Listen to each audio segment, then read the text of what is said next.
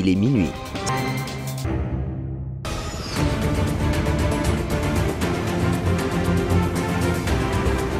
Tout de suite, votre dernière édition du soir, Central Tonight. Central Tonight. Central Tonight. Yaïdabou Manga. À la présentation, bienvenue chers auditeurs dans cette dernière édition de la soirée Central Tonight sur la Centrale FM dont voici les titres. Dans l'actualité ce soir, le juge de la Cour suprême a cassé la décision du tribunal d'instance de Ziguinchor concernant la réintégration du leader de l'ex-Pastef, Ousmane Sonko. Vous aurez la réaction de son avocat, Maître Clédor Ly, en début d'édition dans le cadre d'une coopération bilatérale entre l'armée sénégalaise et l'armée française. Une opération de plusieurs jours dénommée Harito a été organisée à Thiès. Détail c'est avec Marie-Louise Faye dans ce journal. Et puis l'utilisation de la cigarette reste une problématique au Sénégal malgré les mesures prises par l'État.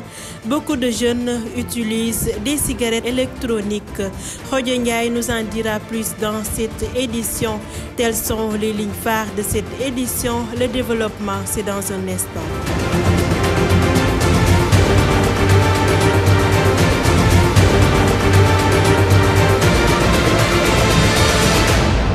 Bonsoir et bienvenue. Le juge de la Cour suprême, Ari Sileba, a cassé la décision du tribunal d'instance de Ziguinchor qui avait ordonné la réintégration du leader de l'ex-Pastef sur les listes électorales et renvoie l'affaire au tribunal de Dakar. Maître Ciré Clédor, avocat d'Ousmane Sonko, se dit déçu suite à cette décision. Nous l'écoutons. Pour nous, la Cour a refilé le bébé à un autre juge, la Cour suprême, alors que nous sommes d'avis que la Cour devait vider ce contentieux. Et en fait, puisque la Cour n'a pas, il n'y a pas de délai fixé par la loi, il est clair que la décision définitive sur cette question pourrait ne pas être connue, n'est-ce pas, qu'après que tout soit terminé pour, comment dirais-je, la question des parrainages et peut-être même le dépôt des candidatures. Je dis que moi je constate que la Cour a refilé le bébé à une autre juridiction alors qu'il n'y a aucun délai qui est fixé et qu'avec ce jeu, nous allons vers une situation où, de fait, on empêchera Ousmane Sonko de prendre les fiches et on empêchera aussi Ousmane Sonko de déposer sa candidature. Nous sommes dans un État voyou, n'est-ce pas, c'est du banditisme d'État et je pense que la communauté internationale doit en fait intervenir. Vous savez, nous, tout ce que nous avons, nous sommes dans la légalité et nous suivons les procédures. Mais je pense que nous avons en face des adversaires qui ne sont pas loyaux et qui donnent toujours des coups bas au-dessus de la ceinture. Donc c'est cela la réalité et cela avec le peuple sénégalais et avec la communauté internationale, nous voyons des pratiques antidémocratiques et nous avons aussi une situation qui fait que nous avons vraiment mal par rapport au fonctionnement normal de l'institution judiciaire. Les populations ont bien accueilli la décision des travailleurs des collectivités territoriales de suspendre leur mot d'ordre de grève pour quelques jours. Ils sont en attente de la décision finale de leur ministre de tutelle qui a posé un premier acte. Cependant, cette décision n'est pas unanime car certains travailleurs se disent ne pas être impliqués lors de ces discussions avec le ministre. Ils comptent poursuivre leur grève. Reportage Nogaïkay. L'intersyndicale des travailleurs des collectivités territoriales a décidé de lever son mot d'ordre de grève. Les responsables l'ont fait savoir à travers un communiqué dans lequel ils saluent l'effort consenti par le gouvernement afin que cette crise soit dépassée. Mohamed Ndiaye, secrétaire général du syndicat des travailleurs des collectivités territoriales de la mairie de Thiès-Ville. L'intersyndicale des travailleurs des collectivités territoriales a procédé à un levée de mot d'ordre de grève pour une durée de 15 jours afin de permettre au comité ad hoc mis en place par le gouvernement de finaliser les travaux. Et ce comité est chargé de proposer d'ici cette fin du mois un projet d'acte réglementaire autorisant au service du Trésor de procéder au paiement de l'indemnité de revalorisation, mettre en place un acte réglementaire pour encadrer, aligner et systématiser le recrutement des travailleurs des collectivités territoriales par l'organisation de concours. Selon Ndaïnian, secrétaire général de l'Union communale du syndicat syndicat des travailleurs des collectivités territoriales de Thiès. Cette décision ne fait pas l'unanimité. Elle déplore du fait que certains travailleurs ne sont pas impliqués. Ce qui se passe, c'est qu'à la base, nous ne sommes pas du tout contents parce que nous ne sommes pas en phase avec la décision qui a été prise en haut. Parce qu'on avait dit que si les salaires ne sont pas effectifs, nous n'allons pas arrêter cette grève. Et à notre grande surprise, sur seulement des promesses, ils ont levé le mot d'ordre, disant que c'est pour 15 jours, on les attend. Si les 15 jours passent et que rien n'a été fait, nous allons recommencer cette grève. Maguette Niang, citoyen sénégalais, se réjouit de cette décision et appelle à l'État du Sénégal à prendre ses responsabilités. Nous rendons grâce à Dieu. Ce n'était pas facile pour la population. Nous avons eu beaucoup de difficultés pour obtenir certains papiers, surtout avec les extraits de naissance. Mais quand même, ils étaient dans leurs droits. Et l'État doit les soutenir dans leurs revendications pour éviter une nouvelle grève. Aujourd'hui, s'ils ont décidé de lever leur mot d'ordre, nous rendons grâce à Dieu. Cette grève des travailleurs des collectivités territoriales avait occasionné plusieurs désagréments pour les populations sénégalaises, notamment sur la délivrance des actes et documents d'état civil. Le respect du protocole d'accord signé avec le gouvernement est la principale cause de cette lutte. Merci beaucoup Nogaï Gaye. Dans le cadre d'une coopération bilatérale entre l'armée sénégalaise et l'armée française, une opération de plusieurs jours dénommée Harito 2023 a été organisée dans plusieurs localités de la région de Thiès. Un exercice interarmé qui vise à renforcer l'interopérabilité entre les différentes composantes de l'armée sénégalaise. C'est dans ce contexte que s'inscrit la journée VIP qui s'est tenue à Moloran ce jeudi en présence des autorités de la région de Thiès. Marie-Louise Faye. L'exercice bilatéral dénommé Harito a été organisé dans le cadre d'une coopération entre l'armée sénégalaise et l'armée française. Cet exercice interarmé vise à renforcer l'interopérabilité entre différentes composantes participantes. Souleymane Kondé, commandant des forces conjointes Harito 2023. Nous avons donc pris comme prétexte un scénario inspiré d'une menace hybride, donc de forces classiques renforcées par des insurgés et en adoptant des modes d'action terroristes, djihadistes, et le tout sur fond de rivalité de territoire sur le thème et également exacerbé par une situation également de clivage ethnique. Face à cette situation de désastre humanitaire, les Nations Unies ont voté une résolution et ont confié un mandat à la force, à la coalition franco-sénégalaise, leur demandant de mettre sur pied une force d'interposition entre les belligérants pour atténuer les risques de génocide entre les communautés, mais également protéger les populations et procéder à l'évacuation des ressortissants des pays étrangers, européens, américains ou africains à leur demande. Une activité qui a vu l'armée de terre, de mer et de l'air avec tout leur arsenal, poursuit-il. Sur la mer déjà, nous avions donc un porte-hélicoptère amphibie du côté de la France, appuyé ou escorté par un patrouilleur de haute mer du côté du Sénégal, et ils ont débarqué donc des forces terrestres qui sont composées d'un groupement tactique embarqué du côté de la France. Les forces aériennes, vous avez pu vous en apercevoir également pendant la démonstration. Donc les survols d'aviation de chasse, il y a eu 2 avions de chasse qui ont survolé la zone d'action. Nous avons eu des hélicoptères de manœuvre qui ont transporté de la troupe, également des hélicoptères d'attaque donc qui n'ont pas tiré, qui ont simulé le tir. Nous avons également du côté des forces aériennes également des drones tactiques de reconnaissance qui procédaient à des reconnaissances de la zone d'action en amont et fournir les renseignements à temps aux unités donc pour leur permettre d'agir en toute souplesse. Voilà, donc globalement les opérations sur lesquelles tu voulais insister ici et qui font la fierté de l'armée sénégalaise et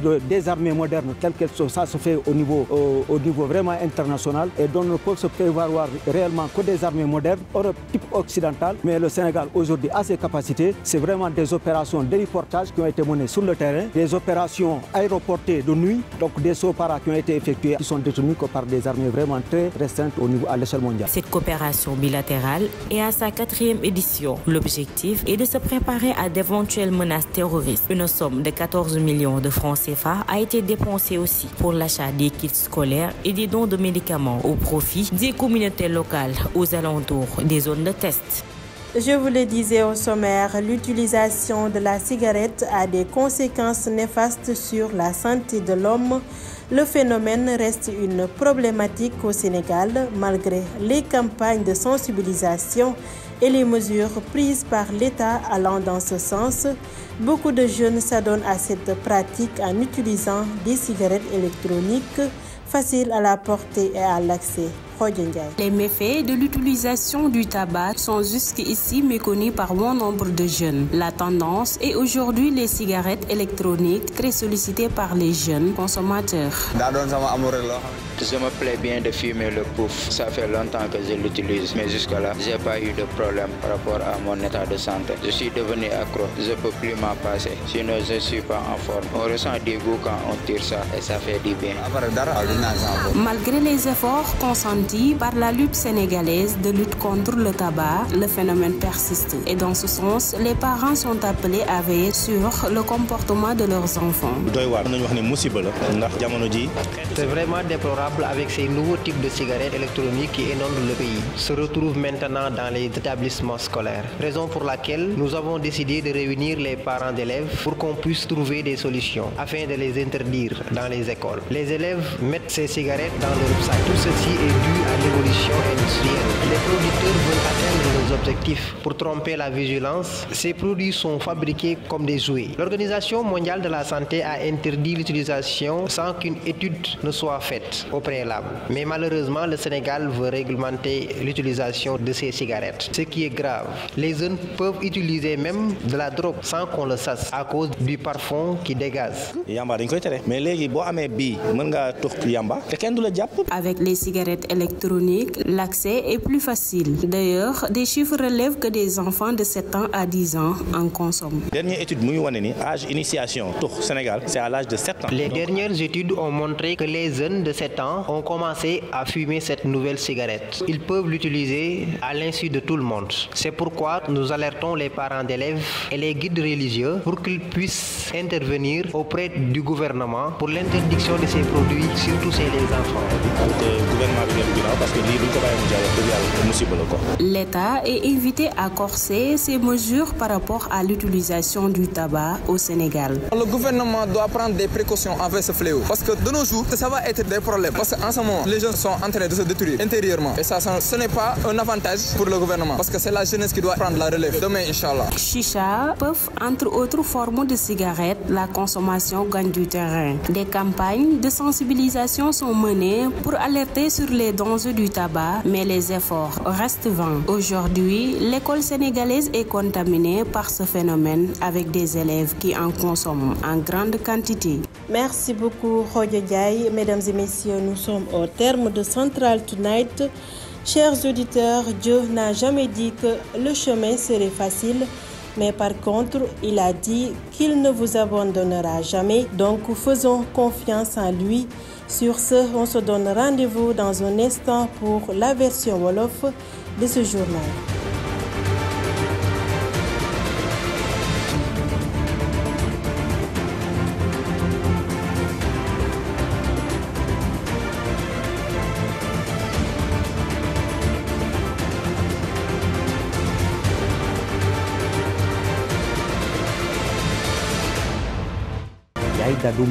moo nekk ba tey ci kàddu gi mbokk yi gannaaw bañ leen nuyoo dal leen nag jàmm fii ci xibaar yu mujj yi fii ci Central FM ñu jukki leen li fi gën a fës. ci biir xibaar yi daañu àddu wax ci lu tukkee ca Cour suprême jëm ci mbirum Ousmane Sonko juge ba nag da ko dàq ba tribunal grande instance bu Ndakaaru l'armée sénégalaise lëkkaloo ak armée française nag dañ doon amal ay opération ci gox yu bëri fii ci diwaanu Thiès dinañ ci ànd ak Marie-Louise Faye ci yaatal ci biir xibaar yi nañu àddu wax it ci tuxum cigarette rawatina ndaw yi nga xam ne nag lii di cigarette électronique la ñuy gën a jëfandikoo Xojo Njaay lañ ci àndal ci biir xibaar yi mbokk yi li mooy ponk yi faram-fàcce bi léegi lay doon.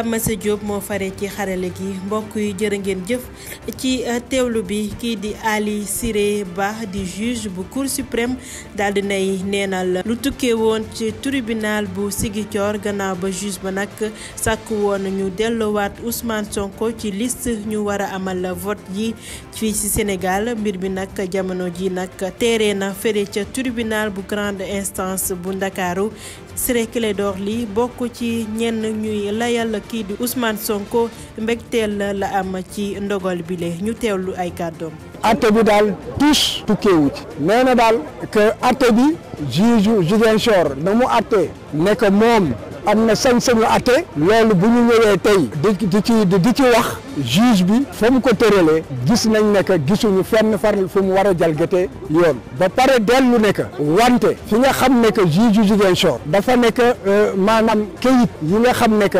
dañ bëggoon yëgal Ousmane Sonko ne que dindi nañ la ci liste yi kayit boobu fi ñu ko war a yóbbu moom moo di fa ñu mujjee xam ne que foofu la Ousmane Sonko dëkk te loolu cité Kër Gorgui la et que kon que juge bi yemul foofu daf ci yokk ne que maanaam Ousmane Sonko yëgle boobu dañ ci waroon boole bu ñu yóbbu kayit yi mairie ba pare yëgalaat ko loolu juge bi dafa yokk ci li yoon wax dafa waroon yem rek fokkal yoon yemloo moom moo di que yóbbu nañ ko kër Ousmane Sonko ci yokkute boobu nag loolu dafa di loo xam ne que maanaam dafa yàq atteem kon bo léegi faase na atte boobu nekkaat na tous kon dañ ko war a attewaat te léegi kon tribunalu jox na ndigal tribunalu Dakar ñu bamtuwaat atte bi saytuwaat ko loolu nag li muy tekki moom moo di que ci po bi ñuy po bu fekkee ne que loolu gis na ko et que problème mu kayit rek la na wax loolu moom est-ce que kayit boobu juge bële nee na que huissier bi dafa waroon yónnee kayit pour que Ousmane mën cee jot ñoom nee nañ ko loolu daf cee yokk su fekkee ne daf cee yokk war nañu mën a wax léegi lan la ñuy dogal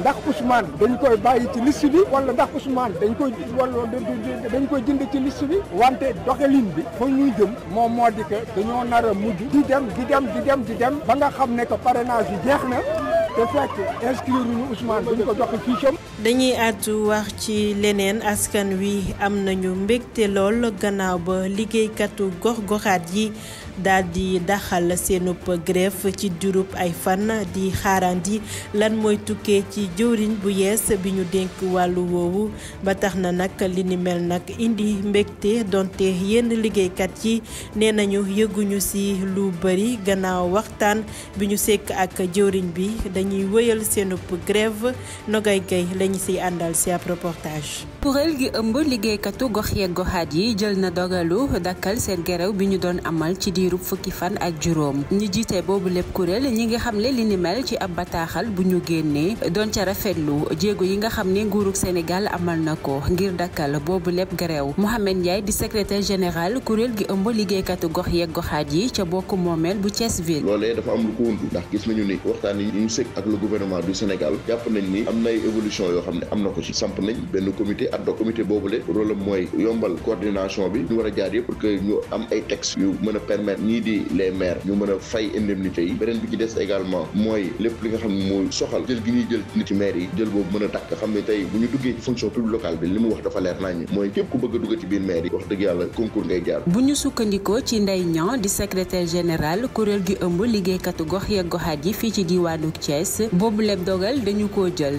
te liggéeykat yëpp ànduñu ci waaye mi ngi ñaawlu li ni mel. moo door bi ci kaw lañ ko levé mais nekkul lu ñu neex ñun ñu ne à la base duñ ko nëbb man ça ne me plaît pas neexuma je sais que ni am na yeneen camarades yoo xam ne aussi neexu leen di la xamal ni la aussi nañu xaar beneen grève dina amaat parce que 15 jours lañ levé moo door bi 31 novembre bii lay jeex bu effectiful na la leer ni dañuy delluwaat grève dinañ delloo buum ca boy ba. Maguette Niang moom di ab citoyen sénégalais mi ngi rafetlu bu baax a baax li ni mel tey woo nguurug Sénégal ngir mu gën a jël ay responsabilités am. lu dul sante ko yàlla mais metti woon na metti goo xamee ne si askan wi am na ñoo xamee ne pour ñu déposer extrait problème la woon am na ñoo xamee ne seen doom pour ñu am extrait pour am passeport avec difficulté mais tamit li ñu doon dox di ko lijjanti seen droit la dañ leen si war a jàpp ñoom li ñuy dox di ko ñaxtu ne leen si mairie bi jàppale bu fekkee ne état moo leen si war a jàppale tamit ne leen si jàppale ndax nit ki tamit fu muy liggéeyee bëgg na avancement loolu rek moo amoon solo quoi mais kon bu ñu demee tey ba ñu ne levé nañu seen mot d'ordre sante ko yàlla. gréewub liggéeykat saytu gox yeeg goxaat yi amoon na ay jeexintal bu baax a baax ci askanu Sénégal lu ci mel ni jotee ci yenn kayit nekkoon na jafe-jafe bu baax a baax ci ñoom ñooñu lee woo nguurug Sénégal ngir mu dëppoo ak li mu xaatim ci seen diggante loolu moo nekkoon seenub xeex. junj naa ko ci bopp xibaar yi ci ab lëkkaloo bu dox diggante réewum France ak Sénégal jëmale ko ci wàllum kaaraange gi ñu duppee ko xaritu ñu amaloon xew-xew bi ci mboolem bërëb yu wuti fii ci diwaanu Thiès takk der yi ab bëccëg bi ñu duppee VIP amaloon nañ ko ca Morolan démb ci alxames bi ci teewaayu kilifa yu ngànk diwaanu Thiès reportage Marie-Louise Faye. ci seen lëkkaloo ak l'armée bu France l'armée bu Sénégal amal na ab yëngu-yëngu niki démb boobu opération nag xaritoo lañ ko duppee cëslaay wi moo di fexe ba gën a dëgëral diggante yi nga xam ni am na ci ñaari dëkk yi rawatina lu jëm ci seen wàllum xeex lépp luy faagaagal askan wi Souleymane Kandé commandant force conjointe bu xaritoo atum 2023. ñu woon pour def benn démonstration tactique pour ñu jeexalee suñu exercice bu ñuy def ak élément français du Sénégal démonstration bu ñu def voilà dafa ñëw pour jeexal activité entraînement bu ñu def année bi yëpp depuis janvier ñu ngi liggéey ak ñoom et chaque année noonu la donc suñu demee ba novembre décembre dañuy def activité donc de exercice bi ñuy def nii donc pour ñu mun a jeexal année bi et puis ñu mun ñu permettre après voilà suñu jeexalee fii effectivement ñu gën a mun a xamante suñu biir ñu gën a mun a effectivement mun a liggéey suñu biir aussi au cas où effectivement ñu nar a soxla armée française suñ fi ñëwee dañ ñu gën a mun a jàppale au cas France également soxla Sénégal ñu nar a dem beneen dëkk muy fii Afrique wala muy feneen ci àdduna bi donc suñ demee sur le terrain sur le théâtre d'opération danañ gën a mun a liggéey. boobule activité nag ñetti l'armée yi yëpp bokk nañ si mu di l'armée bu terre l'armée bu leer ak l'armée bu mer ku ci nekk génnee na jumtuwaay yi ngay jëfandikoo. ci opération yi ñu def sur le terrain depuis 4 jours ñu ngi ci àll bi di liggéey wan nañ leen à peu près un résumé ci lu ñu def ci àll bi donc moom mooy ay opération aéroportée donc ay Sopara guddi pour mun a dem attaquer ay Sambaboy ci àll bi et également ay opération héliportée ay hélicoptères yuy taxaw ci àll bi donc wàcce ay militaires dem attaquer ay nit par surprise bett leen mun a aar population yi aar Sénégal wala aar Afrique yëpp. lëkkaloo lu jëm ci wàllum l'armée diggante Sénégal ak France bi mooy ñeenteeli yoon ñu koy amal li ñu bëgg nag mooy fexe ba kar lépp li nga xamante ni dafay jëm ci wàllum terroriste di raam ngir dugg ci suñuy réew ci noonu génnee nañ ay koppar lu tollook $4 millions jagleel ko dëkk yi nga xamante ni opération yooyu le fa lañ ko daan amal bokk na ci lu jëm ci jumtuwaay yoo xamante ni dañ koy jàngee ak itam ay garab yoo xamante ni askan wi dañ koy jëfandikoo. jërëjëf Marie-Louise Faye ndaw yu bëri fii ci réewum Sénégal dañuy jëfandikoo lii di cigarette te muy indi jeexital ci seenub wérgu yaram waaye teewul ñu ngi wéy di ko jëfandikoo donte sax ñaax nañ leen te it jël nañu ay jéego jëmale ko ci wàllu wi waaye furaas ndaw yi nag ña ngi koy jëfandikoo rawatina li nga xam ne mooy cigarette électronique ndax jotee ci doonul lu jafe Xooja Njaay. gàllankoor bi nga xamante ne cigarette am na ko ci wérgu yaramu doomu aadama gannaaw ba mu koy jëfandikoo doon na lu ndaw ñu bari desee xam jamono ji sax dem nañ ba génne yeneenu xeetu cigarette yu yees ñu koy duppee ay cigarette électronique ndaw ñi bëgg ko lool xale bu góor bi ñu tasel moom nag nee na da koy jëfandikoo. doon sama amour rek loo xamante ne dama kaa bëgg maa ngi dégg ñu naan ay day joxe feebar day joxe lii ak lii mais man yàgg naa xaa tux musuma see am benn conséquence et puis dem naa ba tàmm ko tàmm boo xamante ni su ma toogee jour te defuma ko sax mais nag daa am liquide bu ciy dem liquide bi yaa tout fraise menthe lépp la ananas façon liquide bu ne am na ko léegi liquide boobu nag suñ ko si defee soo tiree xet boobu noonu mooy ñëw des fois su diisee mën nga kaa xëcc sa kër loolu après dara waaw gis naa sama donte njiit yi nga xam ne ñooy xeex lu soxal tuxum cigarette ak itam ndogal yi nga xamante ne groupe Sénégal jëloon na ko boobu ba léegi mbir mi taxaw na temb ci loolee sax la ñuy woo waajur yi ñu gën a bàyyi xel ci seeni ay njaboot. doy waar nañu wax ne musiba la ndax jamono ji xeetu cigarette yu bees yi ñu gis muy génn xale yi di ko utiliser te xale yu ndaw yoo nekk ci école yi ak ci lycée collège yi moo tax jaadu na tey ñu lëkkaloo ak ñi nga xam ne ñoom ñooy association parents d'élèves yi pour def taxaw seetlu bi fexe xool naka la ñuy def ba lii mën a génn ci école yi parce que lii ñu bari mu ngi ci saagu élèves yi mais ñu bari xamuñu ko donc muy loo xam ne lu doy waar la lu ko waral mooy industrie tabac moo nekk di changer forme tabac yi muy jaay ñu ngi koy woowee transition dañuy jóge ci cigarette classique bi ñu xamoon pour dem ci xeetu cigarette yu bees yi donc loolu li si jublu mooy fexe vraiment recruter ay xale yu bees pour que vraiment seen business di continuer dox alors que organisation mondiale de la santé li mu wax dafa leer nee na produit yi ndegam kenn xamagul ni ñu koy defaree fu mu jógee lu lu ci nekk ak yooyu am na tabac rek dañ ko war a interdire ba ñu xam vraiment lan moo nekk ci biir malheureusement gouvernement du Sénégal ñoom dañoo opté pour réglementer ko alors que boo ko réglementer gis nañ ni produits yi xale yi dañ koy détourner mën nga tux yamba utiliser ko mën nga tux cannabis utiliser ko te kenn du xam ne yaa ngi koy tux parce que parfum bi ñu ci def moo tax alors que bu njëkk yamba dañ koy tere mais léegi boo amee bii mën ngaa tux yamba te kenn du la jàpp. ab cigarette électronique mel na ni amin bi yomb na lool te itam ci ay xayma gis nañu ne ay xale yu ndaw dañu koy jëfandikoo seeni at toll ci juróom-ñaari at jàpp fukk. étude mu ngi wane ni âge initiation tux Sénégal c'est à l'âge de 7 ans donc avec produit yii nii waxuma la 7 ans waaye bébé sax xanaa mën na koo foowee ndax boo gisee da nga yaakaar ni gadget la foowukaay la te industriel yi dañoo xarañ dañ koy jaarale sax ci ay bonbons dañ koy jaarale ci ay jouets donc lépp rek pour attirer xale yi nga yaakaar ni foowukaay la fekk vraiment doy waar la donc vraiment ñuy alerter encore une fois parents d'élèves yi vraiment wax nañ kilifa diine yi également vraiment ñu fexe porter plaidoyer bi pour que gouvernement bi dellu ginnaaw parce que lii bu ñu ko bàyyee mu jàll wax dëgg yàlla musiba la quoi. groupe Sénégal nag woo nañu leen ngir ñu gën a dëgëral seenub taxawaay ngir jëlee fi xeetu cigarette yi. dañoo war a bàyyi yi ñuy jaay ay puff dañ ko war a bàyyi dañ ko war a arrêté Sénégal gouvernement dañoo war a arrêté loolu puff dañ ko arrêté ak volet yeeg yooyu parce que ñun ay jeunes lañ quoi ñun ñi gisoo sama suus xamul. chicha puff ak yeneen xeeti cigarette ni ñu koy jëfandikoo jamono ji jéggi na dayoo ñaax nañ ci askan wi ci gàllankoor yi mu mun a jural xale yi ci seenub wérgu yaram waaye mel na ni jéego yi sottiwul ba tey jilee mbir mi law na ba dugg ci l'école yi ndax ndongo yi dañu koy jëfandikoo bu baax a baax. jërëjëf Xoojo Njaay mbokk yi li lañ leen indiloon ci ay xibaar yaay daadu manga ma nekkoon ci kaddu gi Pamasa Diop fare woon ci xarale gi rédaction bi di leen jox dig daje ëllëg bu juróom-ñaari waxtu jotee ci suba di ngeen ànd ak Ndeye Marie Mbodj ci xibaar yi ci kàllaama nasaraan jërë ngeen jëf.